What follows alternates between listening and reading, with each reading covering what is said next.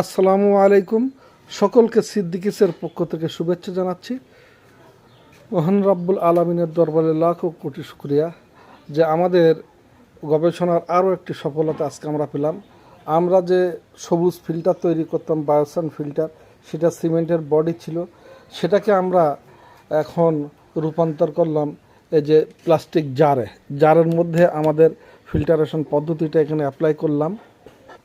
আমরা এখন দেখি যে আমাদের ফিল্টারের মধ্যে আমরা যে ফিল্টারে যে পানিটা দিছি তাতে যে আয়রনগুলো জমে গিয়ে যে রূপ ধারণ করছে সেটা আমরা একটু দেখি। সেটা হচ্ছে এইরকম অবস্থা, ফিল্টারের মধ্যের অবস্থা, অর্থাৎ ফিল্টারের উপরের পানিটা এই অবস্থা হয়েছে।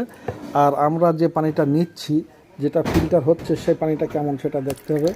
এই যে এই পানিটা আমরা ফিল্টার করছি, আমাদের উপরের পানিটা দেখলাম, আর এটা হচ্ছে আমাদের নিচের পানি, অর্থাৎ আমরা যে পানিটা ফিল্টার হচ্ছে সেটা এরকম। আর আমরা যে পানিটাকে ফিল্টার করেছি সে ফিল্টার করার আগের পানি, অর্থাৎ আগের পানিটা এরকম আর পরের পানিটা এরকম। আমরা এই পানিকে এই পানিতে রূপান্তর করলাম। শুকর আলহামদুলিল্লাহ, আমরা আজও একটি সফলতা পেলাম।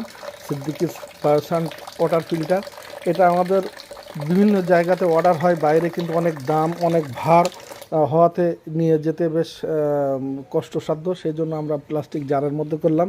যদিও জারের পানিটা একটু একটু গরম হবে, সেখানে আমরা বিকল্প পদ্ধতি অবলম্বন করছি। এর গায়ে আমরা একটা কাভার দিয়ে দেব যাতে করে পানিটা ঠান্ডা থাকে। সেটাও আমাদের গবেষণার মধ্যে আছে। দোয়া করবেন, সকলের কাছে দোয়া চাইছি আমাদের সফলতার জন্য। আসসালামু আলাইকুম।